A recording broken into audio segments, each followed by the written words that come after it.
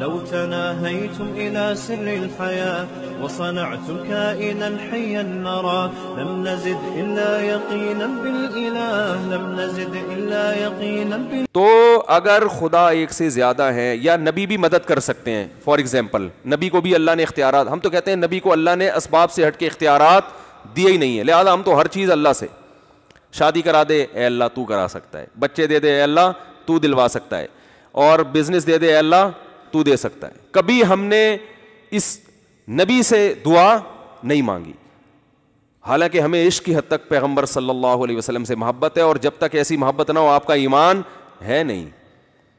ہم نبی کی قبر کی زیارت کو بہت بڑی سعادت سمجھتے ہیں، وہاں صلاۃ والسلام پڑھنا، وہاں بیٹھنا مسجد نبی میں، یہ بہت بڑی سعادت ہے. سب نبی کی محبت میں ہے، لیکن اسی نبی نے ہم سے کہا ہے، اسی نبی نے بتایا ہے کہ اگر اللہ کے در کو چھوڑ کر مجھ سے مانگا تو مشرک پر اللہ نے جنت کو حرام کر دیا ہے. اسی نبی کی کہنے کی وجہ سے ہم توحید پرست ہیں. میں سمجھا پا رہا ہوں کہ نہیں سمجھا پا رہا اپنی بات؟ تو ہم تو ہمارا اب تو کلیئر معاملہ ہے نا. جو توحید پرست ہے اس کا معاملہ 2 اور 2 4 کی طرح بالکل کیا ہے بھائی، ہر چیز اللہ سے ہی مانگنی ہے، ہر چیز میں سب کچھ آ گیا.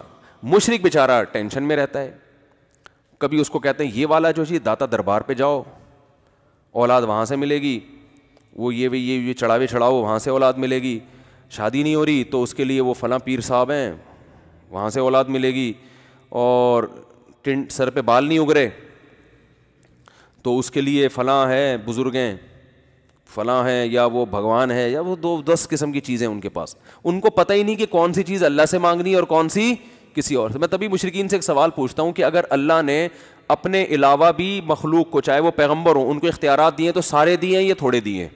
سارے دیے ہیں تو پھر ساری زندگی اللہ کے علاوہ انہی سے مانگتے رہو، پھر اللہ سے مانگنے کی ضرورت کیا ہے؟ دیے اس لیے ہے نا کہ ان سے مانگو، ورنہ دینے کا فائدہ کیا؟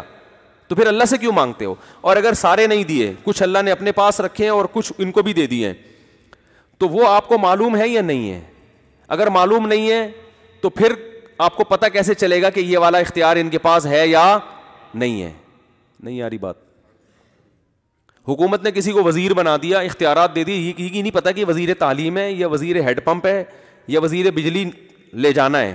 پہلے زمانے میں وزیر ہوتے تھے بجلی لانے کے لیے اب ہوتے ہیں سوئچ آف کرنے کے وزیر. ایجوکیشن کے وزیر کا مطلب یہ ہوتا ہے کہ اس کو ایجوکیشن کے علاوہ کچھ بھی نہیں آتا، سب آتا ہے، سوری ایجوکیشن کے علاوہ سب آتا ہے. سب وزیروں کی بات نہیں کر رہا جو میرا بیان سن رہے ہیں ان کے علاوہ کی. تو آپ کو پتہ ہی نہیں ہے کہ اس کے پاس جو وزارت ہے، جو اختیارات ہیں وہ کون سے ہیں، تو آپ کنفیوز رہو گے نا. تو اگر اللہ نے اپنے علاوہ پیغمبر کو بھی اختیارات دیے ہیں تو سارے تو دیے ہیں، تو پھر اللہ سے مانگنے کی ضرورت نہیں ہے. اور اگر بعض دیے تو وہ معلوم ہے یا نہیں ہے؟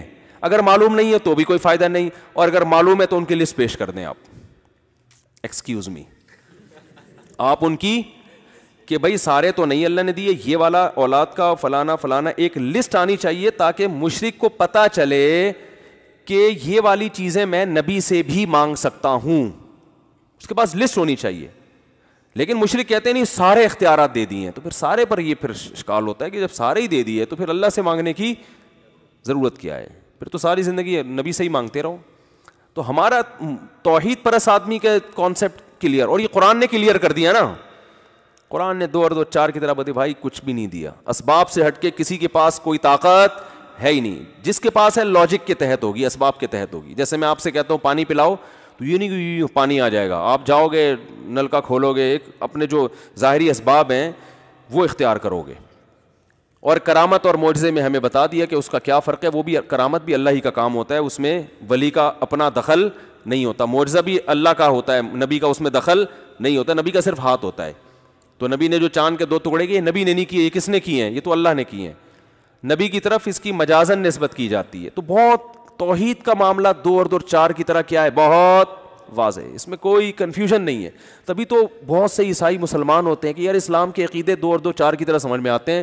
باقی کسی مذہب میں بھی جاؤ گے تو آپ کو بیسک کانسیپٹ کلیئر کرنے میں 48 سال لگیں گے، پھر بھی آپ کے کانسیپٹ کلیئر نہیں ہوں گے. پھر بھی آپ بیٹھ کے پڑھتے ہی رہو گے، یا پتہ نہیں بوکھلا جاؤ گے تھوڑے دنوں میں. ہوا و حرص والا دل بدل دے میرا غفلت میں ڈوبا دل بدل دے.